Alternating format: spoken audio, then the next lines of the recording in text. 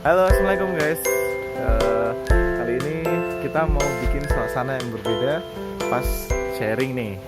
Jadi yang biasanya kita hanya di studio alias Di rumah. kita mau sharing di alam. Wih, sama itu kita lihat tuh hijau pohon-pohon, terus udara pagi yang Masya Allah, seger ya. Seger Jadi banget. kali ini kita bakal sharing tentang apa yang nanti? Tentang ternyata luka pengasuhan itu salah satu sebabnya adalah ketika kita menikah kita tidak mempersiapkannya. Wah, ternyata bisa dipersiapkan dari sebelum menikah loh. Oh iya sih. Terus apa lagi? Soalnya rata-rata ya kita kan yang anak kelahiran tahun 90-an selalu punya luka pengasuhan. Selalu, hampir setiap kita tuh, generasi kita tuh dibesarkan dengan pukulan, cacian, makian, namanya apa sih? Apa? Bentakan, Bentakan kan? biasanya gitu. Banding-bandingan, Wah, dulu sering dibanding-banding sama anak tetangga tuh. Nah, kayak gitu-gitu, padahal itu ternyata nggak baik gitu loh buat psikologis anak, dan itu berefeknya sampai nanti dewasa, bahkan sampai ke keturunannya berikutnya gitu. Dan gimana caranya kita bisa memutus mata rantai ini? Oke, nanti kita bakal nyari tempat dulu yang enak buat kita sharing. Terus ikutin vlog ini ya. Jangan lupa di subscribe, like, and comment kalau misal kalian pengen kita mau ngebahas konten tentang apa. Oke? Check it out.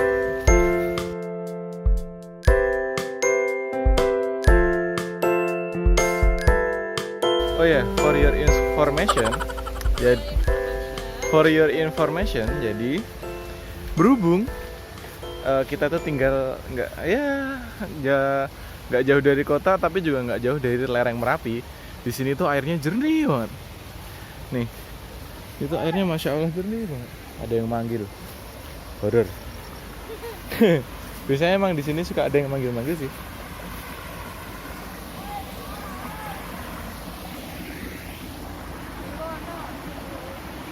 Ya bisa. Mana? Aja apa? Gila kata El.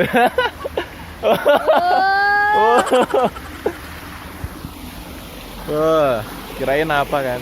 Ternyata ada saudara yang mau ke sawah. Terus manggil-manggil nggak jelas. Biasa jomblo. Oke. Stay tune terus buat sama kita. Nanti kita bakal sharing-sharing di kali. Di kali kan ya? Yep. Di kali. Oke. Kita udah mau nyampe tempatnya. Jadi rutinitas kita itu kalau pagi itu biasanya kita jalan-jalan sambil olahraga, sambil cuci mata, lihat yang hijau-hijau, terus sambil kita itu cerita-cerita. Buat apa ya? Buat Refreshing apa? Buat lah. refreshing, terus sambil kita itu mentadaburi karya Allah. Ini kan lukisan Allah yang paling indah, karena nggak ada manusia satupun yang bisa menciptakan pohon, menciptakan Bentar, ada motor. Apa tadi? nggak ada satupun manusia yang bisa menciptakan harmonisasi, Waduh. bahasanya harmonisasi Harmoni. antara tingginya pohon, terus hijaunya sawah, terus dipadu-padankan sama keindahan mentari. Shit. Cuma Allah yang bisa.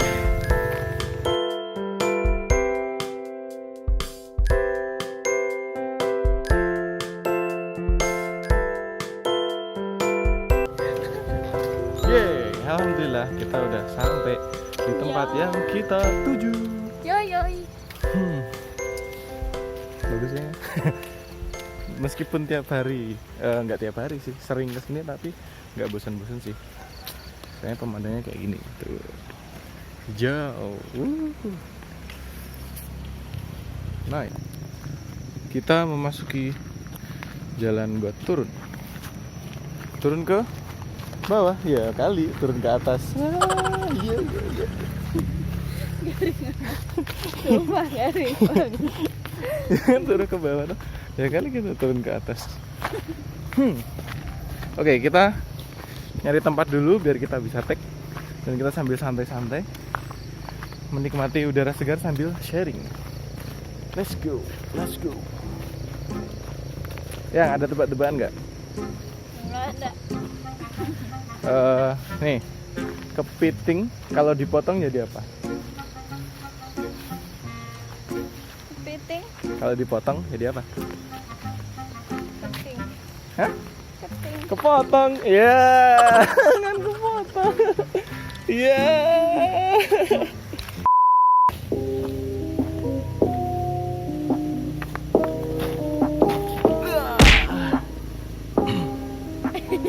Kita udah sampai di tempat tujuan kita nih.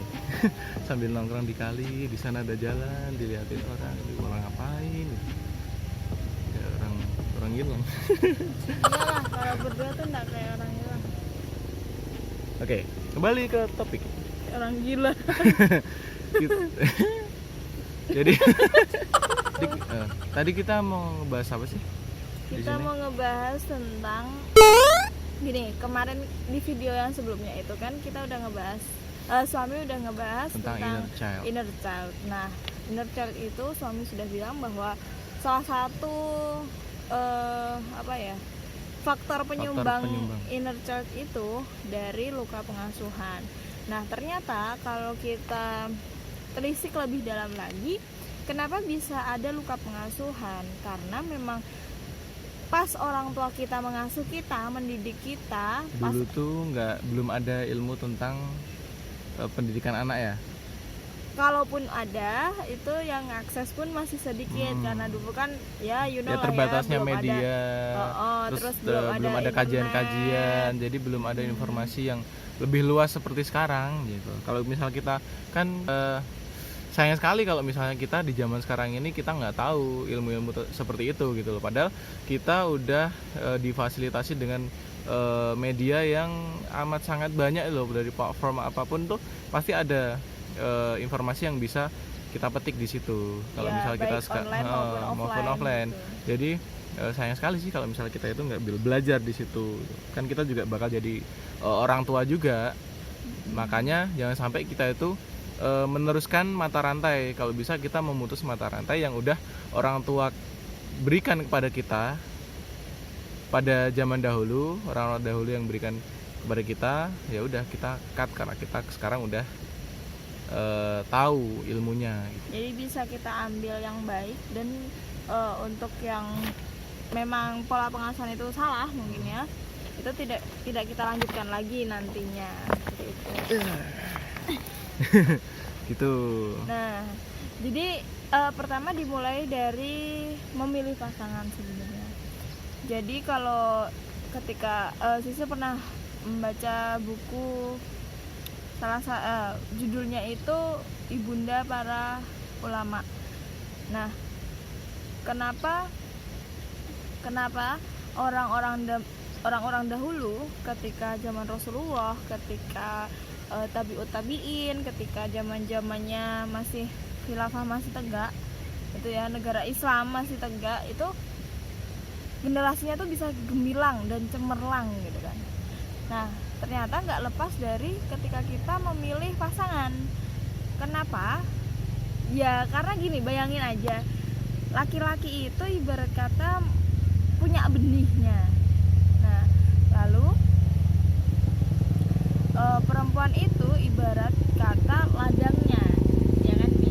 Jadi ketika kita pengen menanam sesuatu, pertama kita kan harus memang mencari, kalau Benih misalnya yang baik, benih yang baik, yang bibit yang kedua baik, tanah yang subur, ladang yang baik, baik. seperti itu. Jadi sangat gak sinkron kalau kita bercita-cita punya anak yang solihah, kita bercita-cita punya anak hafiz Quran kayak gitu ya. Tapi kitanya jauh dari kata itu dan kita nggak mencari pasangan yang sama-sama mau untuk berjuang ke arah situ gitu. Dan kita pun juga nggak mau belajar untuk itu. membuat kualitas Diri bibit kita itu baik dan tanah itu subur gitu loh. Benar-benar. Jadi emang yang dipentingin itu adalah ketika memilih pasangan, karena di dalam buku tersebut diceritakan bahwa ada seorang ulama waktu itu, Sisi lupa namanya, kalau nggak salah lupa lah pokoknya. Itu menyampaikan bahwa ada anak yang bilang ke bapaknya kan, ada anak bertanya pada bapaknya. Itu bilang gini, ayah ayah serius ayah, kenapa aku berbeda? Oh ya. Tolong. Aku anakmu bukan. Oh gini, seorang anak ketika ingin memilih calon istri, waktu itu konsultasi lah sama bapaknya ya, bertanya tentang si Ahwat ini gitu, apakah baik ataukah bagaimana kayak gitu. Terus akhirnya si bapaknya ini ngasih nasihat bahwa sesungguhnya kamu akan durhaka terhadap anakmu ketika kamu salah memilihkan ibu untuk anak-anakmu, salah memilihkan sekolah madrasah pertama untuk anak-anakmu. Karena apa? Sesungguhnya ibu itu ibarat kata bejana yang lebih besar dan itu bisa mencurahkan ilmunya kepada si gelas kosong ini gitu. Karena apa? Ibu itu kan madrasatul ula, jadi sekolah pertama untuk anak-anaknya, termasuk bapaknya juga. Jadi kita sebagai orang tua akan sangat durhaka sekali sama anak-anak kita salah memilihkan orang tua untuk dia gitu. Jadi kita salah memilihkan ayah untuk dia, kita salah memilih istri, memilih ibu untuk dia, calon ibu untuk dia, itu udah termasuk durhaka kita aja. Jadi selektif itu penting. Ketika tapi ya jangan selektif tuh bukan hanya dari segi fisik. Enggak, selektif itu bukan cuma pilih-pilih tanpa ada kita tanpa ada tujuan, bekal lah. Tidak ada bekal, nggak ada aku mau nih yang seperti ini standarnya. Tapi akunya ini, gitu. Akunya seperti ini standarnya. Jadi harus memang selektif itu penting, tapi kita harus ngaca juga. Kira-kira kita sekufu nggak ya sama dia? Maksudnya ketika dia itu membahas tentang hal-hal yang dia tahu, dia sukai, kita itu paham nggak itu? Kalau misalnya suami istri, terus suaminya pengen ngebahas tentang politik misalnya, sedangkan istrinya nggak tahu tentang politik, ya nggak nyambung gitu. Nantinya juga nggak akan jadi obrolan hangat. Jadi makanya kita harus sekufu juga dengan sekufu pemikirannya juga dengan pasangan kita. Ya meskipun lebih baik ketika mendapat suami yang lebih cerdas. Karena apa? Karena suami kan juga nantinya bakal membimbing istri. Ketika ilmunya banyak, ya nanti ilmu yang akan turun ke istri juga banyak untuk mendidik anaknya nanti, begitu. Terus banyak orang juga yang bilang bahwa ya kalau ngurus anak, ngasuh anak, didik anak itu ya let it flow aja. Padahal nggak kayak gitu. Kalau kita misalnya mendidik anak cuma let it flow aja, itu berarti kita itu secara sadar dan secara serta-merta kita tuh mau melanjutkan kembali mata rantai pola pengasuhan yang mungkin di situ tuh ada pola pengasuhan yang salah dari orang tua kita, dan orang tua kita dari nenek kita dari buyut kita, dan itu bisa turun-temurun gitu loh. Sehingga kita berandil besar untuk memberikan luka pengasuhan yang sama kepada anak kita. Kan kita nggak mau ya, secara orang tua itu pasti pengen anaknya itu lebih baik daripada dirinya.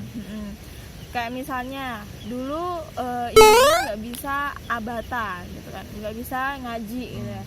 pasti dalam lubuk hati terdalam dia tuh pengen anaknya tuh bisa ngaji, Bisa lebih. lebih lagi, Bahkan lebih nantinya baik bisa lagi. ngajarin ngaji mungkin. Kayak gitu. Jadi makanya ketika ada orang yang bilang kayak gitu, ya cara mengasuh anak, mendidik anak gak usah belajar lah gini-gini. Ntar juga anaknya udah ntar belajar juga- sendiri. Ntar kalau udah punya anak pasti udah terbiasa. Ya kalau cuma ngasih makan, kalau cuma caranya apa ya? Ya cuman ngasih makan terus cuman ngomong apa sih? Ya kayak Ngerawat aja. ngerawat Apa aja. bedanya sama hewan? Hewan Ya. aja itu ayam bisa ngasih makan anaknya, bisa ngerawat anaknya. Jadi kalau cuma ngasih makan dan lain-lain itu yang bersifat physically tanpa ada tarbiyah di dalamnya, tanpa ada pendidikan di dalamnya, hewan pun bisa gitu loh. Dan ya itu memang faktor kebiasaan juga, habits gitu. Dan apa ya? Tapi beda kalau misalnya kita ketika jomblo itu udah belajar tentang parenting, tentang pendidikan anak, tentang cara ngasuh anak, itu pasti beda. Karena apa? Gini, ketika orang udah belajar itu kan pasti punya ilmu ya. Nah nanti ketika dia udah punya anak, dia udah punya apa ya, dia udah punya bahan untuk praktek nih ya. Nah pasti ilmu-ilmu yang dia tangkap sebelumnya itu udah lebih mudah lagi untuk dipraktekkan kayak gitu. Contoh misal orang yang punya ilmu, orang yang udah belajar parenting, ketika menyusui anaknya aja itu tuh pasti dia akan mentarbiah anaknya, kayak misalnya berdoa dulu sebelum nenen kayak gitu. Cuma asal Terus serobot. iya, jadi berdoa dulu, terus dijelasin bahwa ini tuh air susu ibu berasal dari darah yang akhirnya diproses di dalam tubuh hingga akhirnya menjadi ASI, dan ini tuh baik buat dede kayak gitu. Dan itu tuh ya Allah, itu sakofanya luar biasa banget, dan itu bisa ngena banget sama otak bayi. Dan otak bayi itu ibarat kata kan flash disk kosong ya, bisa kita masukin apapun semau kita, tapi kan pilihan ada di tangan kita. Kita mau masukin hal-hal buruk atau memasukkan hal-hal yang baik dan bermanfaat buat hidupnya nanti. Oke guys, maaf barusan memori kita udah penuh, jadi mungkin kita cukup sekian dulu sharing-sharingnya. Besok kita sambung lagi kalau misal ada waktu, ada kesempatan buat sharing-sharing lagi. Semoga bermanfaat. Jangan lupa tetap jaga kesehatan, tetap social distancing. Cukup sekian dari kita. Tetap pakai masker kalau di kerumunan. Jangan keluar-keluar deh kalau nggak penting. Jangan lupa buat subscribe, like, comment, and share kalau misal video ini bermanfaat. Dan juga jangan lupa ya tekan tombol notifikasinya biar teman-teman nggak ketinggalan video dari kita. Oke, assalamualaikum warahmatullahi wabarakatuh.